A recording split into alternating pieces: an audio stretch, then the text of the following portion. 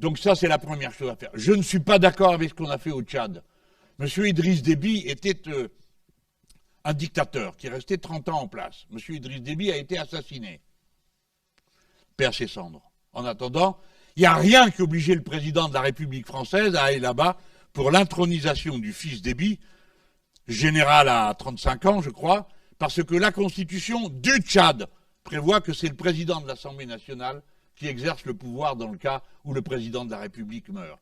Donc je ne sais comment vous dire le dégoût que m'inspire de voir le président de mon pays assis à côté de ce type le jour où on l'installe. Et ensuite venir faire le mariole, comme ça a été le cas à Montpellier l'autre jour, pour dire « Ah ben ça c'est fini, c'est le passé et tout ». Non, c'est pas le passé. Tu y étais il n'y a même pas 2 mois.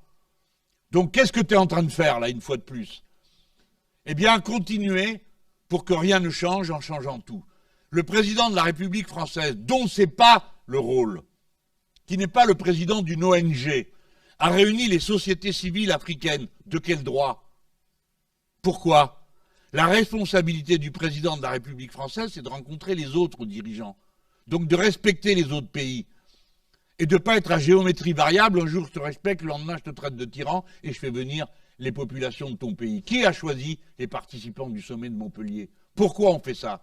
Quand on est le président de la République française, on s'inscrit dans les relations internationales. Évidemment, la difficulté vient du fait qu'un jour, il reconnaît tel régime, le lendemain, il pleure dessus, et ainsi de suite. Tout ce que je vous dis là est d'une extrême importance. Nous ne pouvons pas nous fâcher avec les peuples d'Afrique avec qui nous avons en commun la même langue. Et donc, nous devons inventer et être les garants d'une francophonie des peuples. Donc, mettre en commun ce que nous pouvons mettre en commun. J'achève là-dessus. L'Afrique ne doit pas se faire voler le XXIe siècle comme elle s'est fait voler. Le XXe par la colonisation et le XIXe par l'esclavage. Par conséquent, il faut mettre sur la table les horizons du XXIe siècle, l'espace et la mer. Partageons une université de l'espace avec ceux qui parlent la même langue que nous. Partageons l'université de la mer avec ceux qui parlent la même langue que nous. Parce que nous avons tous des intérêts communs dans l'espace et dans la mer. Et plus nous serons nombreux à défendre ces intérêts communs, ceux de l'humanité, plutôt que du premier arrivant, comme le proposent les États-Unis d'Amérique, plutôt nous aurons fait bonne œuvre commune, qui nous profitera à nous autant qu'aux Africains. Par conséquent, voilà ce que je peux vous dire sans entrer dans les détails des relations avec chaque pays. Et je voudrais terminer en vous disant que le Mali appartient aux Maliens, le Tchad aux Tchadiens et l'Algérie aux Algériens.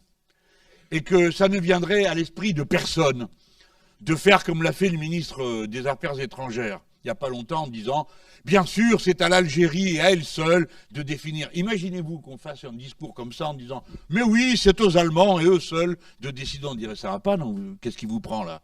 Bien sûr que ce sont les Allemands qui décident eux seuls. Pourquoi vous êtes obligé vous sentez obligé de le préciser à propos de l'Algérie? Pourquoi? Qu'est-ce qui vous prend? Qu'est-ce que vous avez dans la tête? Qu'est-ce qui est en train de vous travailler que vous n'osez pas dire?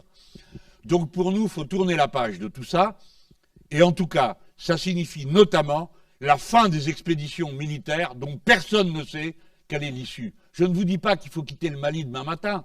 Je dis seulement que c'est aux Maliens de décider ce qu'on doit faire. Et qu'on nous dise qu'est-ce qu'on fait là. À quel moment on s'en va? Ça fait 8 ans qu'on y est. 2 millions d'euros par jour. 5 milliards ça a coûté. C'est la guerre la plus chère que la France ait menée depuis la guerre d'Algérie. Pourquoi faire? Quel est l'objectif? À quel moment on s'en va? Est-ce qu'on va continuer à s'engueuler avec des gens qu'on prétend par ailleurs aider? Qu'est-ce que c'est que ce truc de putsch? On n'a rien à dire et tout d'un coup on se réveille parce qu'il a dit quelque chose, le Premier ministre, qui ne nous convenait pas. Je vous garantis qu'il faut maintenant qu'on dise à quelles conditions on s'en va. Parce que nous ne sommes pas chez nous au Mali. Le Mali appartient aux Maliens et nous, notre vocation est de rentrer chez nous. Ce n'est pas